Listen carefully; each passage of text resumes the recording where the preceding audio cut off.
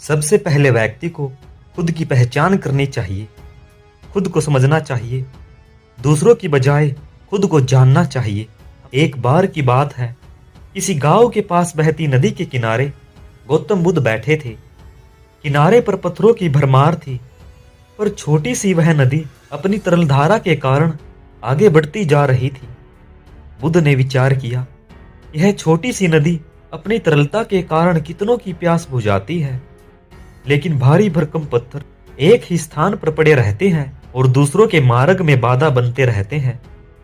इस घटना की सीख है कि दूसरों के रास्ते में रोड़े अटकाने वाले खुद कभी आगे नहीं बढ़ पाते, परंतु जो दूसरों को सदैव सद्भाव और स्नेह देते हैं वह स्वयं भी आगे बढ़ते हैं और दूसरों को भी आगे बढ़ने के लिए प्रोत्साहित करते हैं।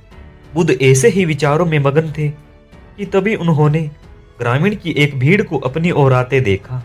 लोग किसी युवती के प्रति अपशब्द बोल रहे थे। भीड़ के नजदीक आने पर बुद्ध ने लोगों से युवती को पीटने और अपशब्द कहने का कारण पूछा। लोगों ने कहा, यह स्त्री व्यभिचारी है और हमारे समाज का नियम है, यदि व्यभिचारी स्त्री पकड़ी जाए तो उसे पत्थरों से कुचलकर मार डालना चाहिए।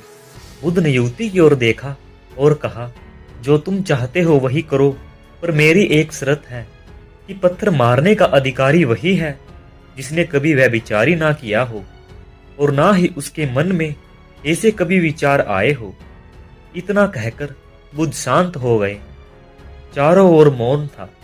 सभी एक दूसरे के मुख को ताकने लगे। कुछ ही समय बाद वे सब वहां से चले गए। इस घटना से यही सत्य उभरता है कि हमें दूसरों की बुराई को देखने से पहले खुद की अच्छाई और बुराइयों का अवलोकन करना चाहिए। खुद की बुराइयों की ओर भी ध्यान देना चाहिए।